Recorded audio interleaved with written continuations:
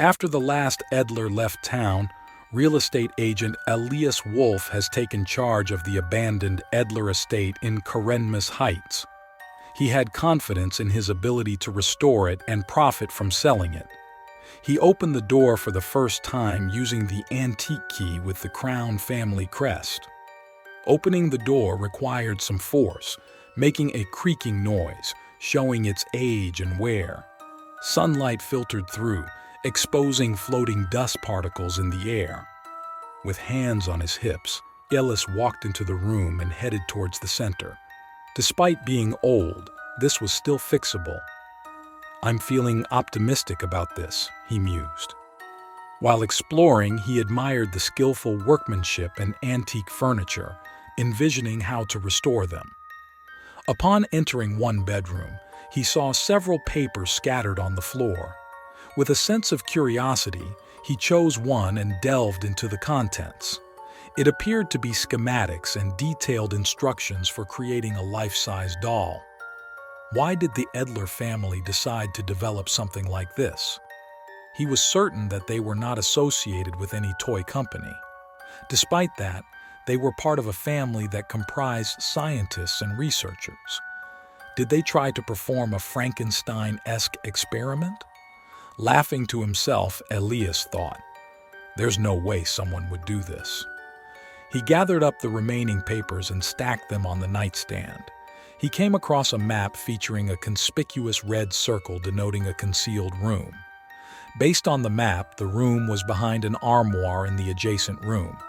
He shrugged and thought to himself, why not? He was determined to explore this place anyway. Discovering an additional room could increase the value of the house. Following the map, Elias exited the room. As he reached to turn the door handle, it broke off in his hand and the wooden door swung open. The room had boarded-up windows and sheets served as curtains. There was a sweet smell in the air accompanied by the distinct scent of copper. With his hand over his nose, he went towards the tall armoire and opened it. Inside the tall armoire, Elias discovered a written warning that cautioned about what awaited beyond the door. This message is for anyone who finds it, to inform them that the Edler family has made a grave mistake. Death is the only payment we will make for our heinous sins. Consider this a cautionary message. Some things are best kept hidden. Elias's intuition urged him to listen, but he couldn't pass up the chance to sell a lucrative money-making opportunity. Having pushed the armoire away, he directed his attention to the door in front of him. He opened it and squinted, trying to spot any lurking figures in the dark room. Utilizing his phone as a flashlight, Elias directed its beam toward a mysterious shape in the room. A long dining table displayed a glass coffin on its surface. Layers of dust made the glass cloudy, preventing him from seeing what was inside. He took a deep breath, stood tall, and approached it with a brave demeanor. With his hand, he gently stroked the glass, observing a man whose face was stretched thin over prominent cheekbones, its color slightly faded with age. With his arms crossed over his waist, a bouquet rests on his chest, completely dry and well-preserved. Confused, Elias furrowed his brow. Was this the so-called Frankenstein's monster? As he was about to move away, the man unexpectedly opened his eyes, making Ellis fall back. The man pounded on the glass, his muffled scream reverberating in his confined space. There was no way he couldn't sell this house. Elias needed to leave immediately and contact the authorities. It was crucial to keep that man, regardless of his identity, hidden, while ensuring that the truth was exposed. Exiting the room, he quickly ran out the front door, clumsily dialing 911 on his phone. 911, can you please describe the emergency you're experiencing? Yes, this is Elias Wolf. I need to rep. After the last Edler family member left town, historian Alex Carter took charge of the abandoned Edler Estate in Paranormal Heights. Intrigued by the mysteries the house might hold, he used an old key with the family crest to open the door. The The door creaked loudly, revealing a grand but decaying foyer. Sunlight streamed in, casting eerie shadows and illuminating the dust in the air. Alex, hands on his hips, looked around before stepping inside. Despite its age, he believed the house had many stories to tell. "I'm feeling optimistic about this," he thought, though he felt a chill. As he explored, he admired the craftsmanship and antique furniture, thinking about how to document and preserve them. In one bedroom, he found papers scattered on the floor. Curious, he picked one up and read it. It was a detailed plan for creating a life-size doll. Alex knew the Edler family weren't toy makers but scientists and researchers. He wondered if they had tried some kind of Frankenstein experiment.